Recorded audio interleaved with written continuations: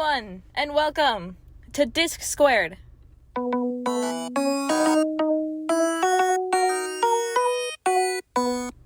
Hi everyone, welcome to Disc Squared with me, your host, Hannah Gutierrez. Welcome back to anyone who has watched my first two videos, and welcome in to anyone who is joining us for the first time. Now, last episode I featured my mom, and as it so happens, I've also asked her to feature on this episode as well, so I won't make her introduce herself again. So I'm with my mom again, that's why I'm not going to make you introduce yourself again. Thank you. The overall discussion is about how academic discourse affects second language students, but this episode specifically focuses on the observation research I did for my research essay and the factors and possibilities that can occur when raising children bilingually. So actually raising children bilingually is a much harder task than I think the majority of parents realize. And we touched on this last episode with the missing perspective in parents. Feel free to listen to that if you haven't. So I watched two videos where the parents spoke about raising their children bilingually. One thing that I noticed that both of them had in common is that both made the conscious decision to raise their children bilingually. Now, this is easiest before the child has entered the education system. We established that already, simply because it's easier to maintain a balance between the two languages, and the parents are the only ones giving input and encouraging output of the kids. But then the child enters the education system. Where does the balance occur? Do you have a balance? Should it still be maintained? Do you dedicate the home discourse to one language and academic discourse to the other? But then you risk the child going into school behind an academic discourse, or the possibility of not being prepared as other students who speak the academic discourse language as a native language. We touched on this last episode. We also saw this in my first discussion with my 3 sources that I used in my research essay, which is basically that second language students are often corrected or just dismissed when they don't meet the academic discourse expectations, which shouldn't necessarily be a surprise since they aren't native speakers of the language, but I digress. So do you maintain the use of both languages in the home discourse even though the one used at school will overpower the other? This creates an imbalance. But using the language at school and at home will better prepare the child to contribute in academic discourse to the standard expected from the educator. You agree? Yes. Yes. Agreed. Yes. Yes, Okay. 100%. That's similar to what we talked about the last episode. So children have similar responses when they're raised bilingually. One language will take mental priority even though the child doesn't know it. That language is not always the native language. Something I want to say about once the child enters the school setting, and if it's, let's say it's a mainstream as in English only, so it's not like it's not a special bilingual type school where it's immersion. So you start learning English from the beginning. Once the child, it's a really interesting phenomenon, and it happens, I would say, a great percentage of the time. Once the child begins to acquire the English, and if in the home they are speaking the parent's native language and English, the child will naturally gravitate to English. Even if a parent speaks to them in Spanish, although in the beginning they might still respond in Spanish, as the child learns more English, they will begin to respond in English, even to a question being asked to them in Spanish. They will begin to respond to that in English. They will naturally have a preference for English. And it doesn't happen only to Spanish speakers. It happens to native speakers of other languages in America. I read something really interesting, and I'll say it here. I wrote it down because I thought it was so interesting. It was something to the effect that America, or the United States in particular, it has become like a cemetery of languages, because so many people that come to America, when they start to learn the English, will just naturally, they don't necessarily intend to, will drop their native language. Although many generations ago, when you had immigrants come to this country, and then they had children and grandchildren, there were immigrants who were very adamant that the language of this country be spoken because now you were living in this country. I don't think that is the issue now. I don't think that is what's happening now. I think I think what it is not that the parents are making their children speak the language of this country, although it's not an official language. It is, however, English is the language that the majority of Americans speak. And I don't think parents are forcing their kids to speak only English. It is naturally dropped as they pick up the English. I just thought that was really interesting. So sometimes the language they will benefit most from takes priority, even if they aren't aware of the benefits. So for example, if English is what they use to communicate with their friends, it may take mental priority because English would be associated with their friends and having fun and making jokes, and they want to continue to engage in that kind of discourse, even though they're not aware of that English taking mental priority. Yes, it's subconscious. So even if the parent speaks to their child in one language, the child will answer in the other. I saw this in the 2 videos that I watched. So in the first video, the guy's name is Hyunwoo. He's Korean. He's the guy from Talk to Me in Korean, which is how I know him. In his video, he spoke to his child in English, which is the child's second language. But the child would only respond in Korean, which is his native language. Which makes sense. You respond in the language that you're most comfortable with. Right. But then in another video of this mother, her name is Monica, she spoke to her child in Polish after deciding that she wanted to teach her children Polish. But once the child entered the education system, he would only answer her in English. Yes. So we see that. And then we factor in siblings. Oh, which yes. I actually hadn't thought of until you brought it up when we were talking about this the other week. Some personal examples that I've heard is that siblings will grow up learning the same language as their first language, but once the older siblings start learning English in school, they began to converse either with other older siblings or with the younger siblings in English. And soon enough, the younger siblings, looking up to their older siblings naturally, start picking up English even before entering the education system. Yes. So now... That was my experience. Yes. So even in this case, if the parents had successfully maintained a balance up to this point, it's now thrown off because of the siblings' ability to communicate. Right. Which is something that I don't know if a lot of parents think of. No. Right. Yeah. Because when you think about it, from a parent's perspective, I can see how you just think, well, I'm going to be the one doing the communicating. It's going to be me and the kid. But then your kids get older, and if you have multiple, then they're going to start talking to each other because talking's fun. And then they prefer one language more than another. Right. And which we saw earlier. Which for some reason inevitably becomes English if you live in America. It is, yes. Now, I'll give you an example of my experience, because what you're talking about is the experience of the parent that is bilingual. So for instance, that's my case as a first generation American, or born in the US, raised in the US.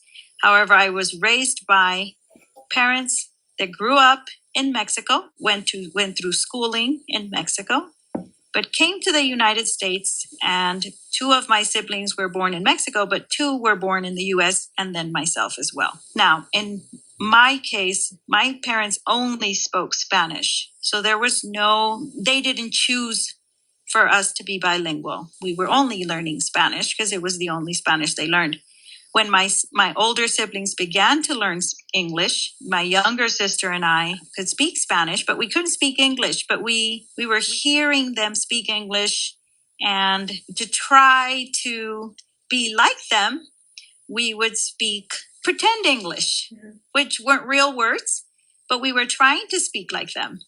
And then as we learned words, we could kind of talk with them because now they were bilingual. That was my experience. However, then after me, so my as a first generation, I'm bilingual as well as your dad. So we had to make a conscious decision to try to expose you to my native language and English before you entered the academic setting, right? Whereas my parents didn't have that choice. It's the bilingual parent that can make that conscious decision to expose the child to both languages or expose them only to the native language, and make that choice for their own family. Talking about it now, you know how kids will make up secret languages? Yes. And it's just a bunch of nonsense. Right. I guess to these bilingual kids, that second language is kind of that secret language. Yes, it's the language your parents don't understand. Yeah, exactly. And you can talk, and it's cool, and they don't it's understand, cool. and I can say whatever I want. Yes, And it's exactly. I never thought about that till right now. What's funny is that they're also hearing it.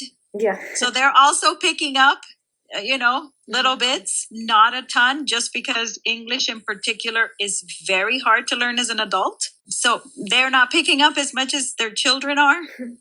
Because the younger, the easier it is to pick up languages. Right. Yes. But yeah, English is very hard on adults. Occasionally they'll pick up a word here and there. I've always liked to playfully blame you for not teaching me Spanish as a kid. Yes. But you always answer with, well, you would have responded in English anyway. And yes. I know, despite how simple I wanted to make it seem, it's not. It's not. It takes so much effort, and there's these challenges that you're gonna run into, and some of them are unpreventable, like siblings. Mm-hmm. In which case, I do have a sibling. And the more siblings you have, the harder it is to maintain the native language in the home, and it's almost inevitable. Mm-hmm. Once the child enters the academic setting and starts to learn English, and the parents can speak English and are English speakers as well as their native tongue, you have to try so much harder to keep the native language going. And the more siblings you have, the harder it is to get the younger children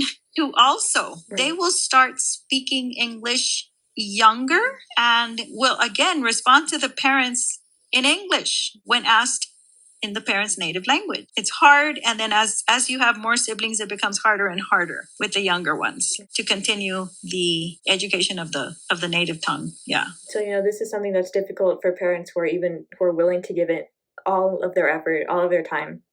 Yes. But the truth of the matter is, it's just really hard.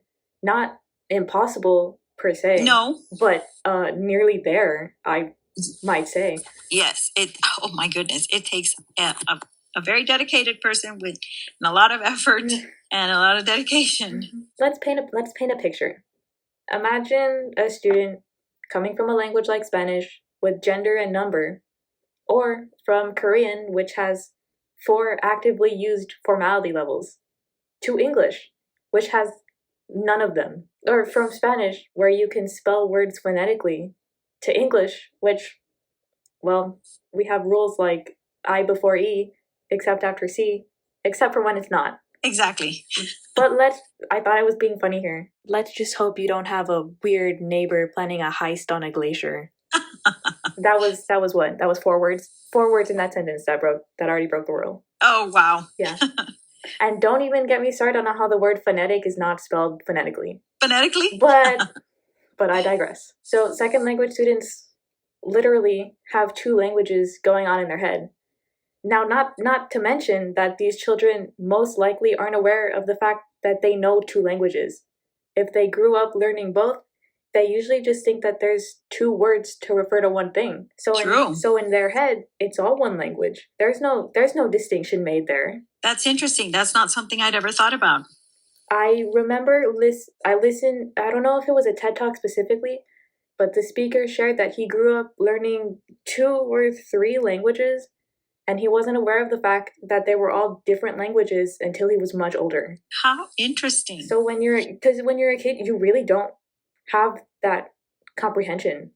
No, you don't. Because you're hearing You're not making distinctions. Right, because especially if you're hearing it all at the same time. That's so interesting. Now, growing up where I did, in the part of Texas that I did, I was around predominantly, or the majority of people in my city were also native Spanish speakers learning English. So I wasn't born or raised in a state that was, say, predominantly white, and I was coming in as a Spanish speaker and then entering an academic setting where everybody spoke only English. It was, when I entered the academic setting, I was entering it the same as a lot of the other students. However, something really interesting happens the older you get. Because your friends are in the situation, they're all native Spanish speakers, although they are first generation Americans. They're all raised Spanish speakers and then enter the academic setting and begin to learn English. And as you reach, your middle school, high school, you kind of begin to mix the languages and you start to speak English and Spanish intermixed. Mm-hmm. For ease, for finding that word that is just perfect for what you're trying to say. Yes. And it becomes a combination of English and Spanish, which is kind of what you're talking about, not making a distinction. These are two different languages, but you and the other person are so in sync because you grew up with both languages. Yes. And so you communicate seamlessly with both languages. Right. Intermixed. Very interesting. I love this topic because children are just so oblivious, and I think that's so funny, but also so interesting at the same time. Yes. So when they mix languages in their academic discourse, they're not doing it on purpose, most likely. Unless right. They're just real self-aware or something. Right. But educators will act as if they're mixing languages is intentional. They're doing it intentionally. Where I can almost guarantee it's the opposite. Just because the educators know that they are two separate languages doesn't mean the children do too. That's true. Now, you've experienced it you've experienced listening to it, because that's how I speak with my sisters. Right. We will inevitably be in a conversation where we're speaking mostly English, and then occasionally we'll throw in a Spanish word here and there. And I have no idea what that even sounds like to you. Because it's comprehensive to you, but it's not. I don't comprehend what you're saying. Exactly. Because suddenly I just don't understand what's being said. Right. Suddenly you're hearing a word that you've never heard. Right. But then I think it's interesting that using the context, pick it up and learn it. That you pick it up given the context.